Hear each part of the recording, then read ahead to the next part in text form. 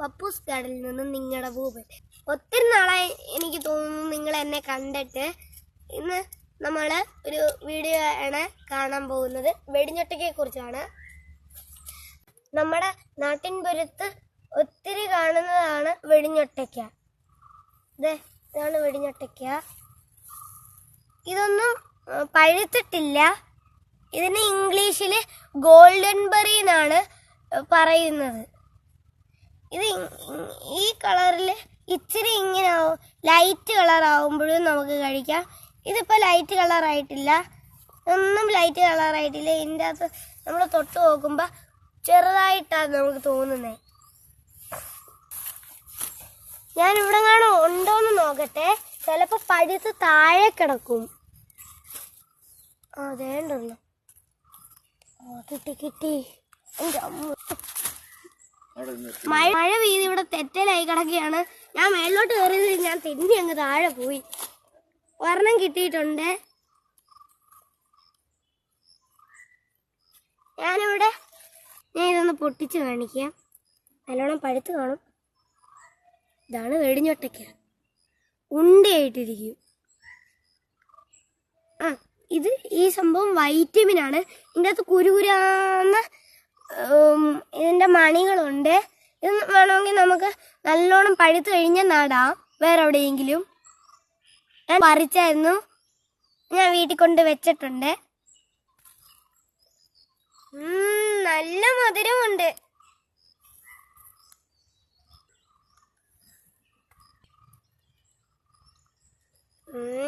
നല്ല മധുരം. കുട്ടികൾക്ക് ഏറ്റവും ഇഷ്ടപ്പെട്ട പഴമാണ് വെടിഞ്ഞൊട്ടയ്ക്ക. ഇത് കണ്ട തൊപ്പിയാണ് ഇതിൻ്റെ തോട് ആയിട്ട് വരുന്നത്.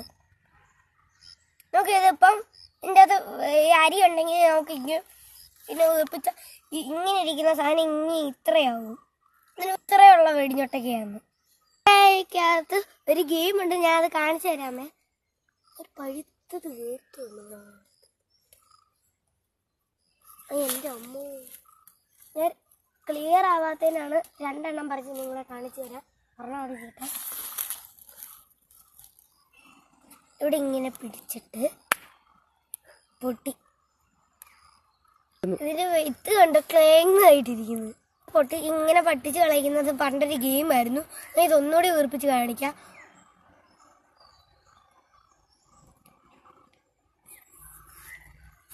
ഇവിടെ ഇങ്ങനെ പിടിച്ചിട്ട് പൊട്ടി. സീഡിന് എന്താ പറ്റിയെന്ന് നമുക്ക് നോക്കാം. ക്ലേന്ന് പറഞ്ഞിരിക്കുന്നു. ഇതൊരു തെറ്റല്ല.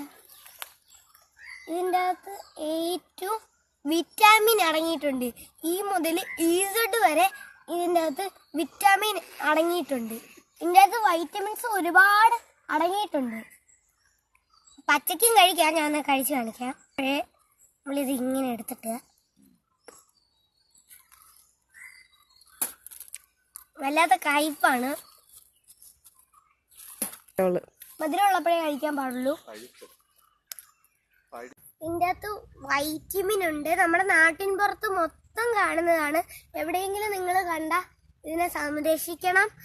മഴ പെയ്യുമ്പോൾ ഇതിനെ വെള്ളം കൊള്ളാൻ സമ്മതിക്കണം.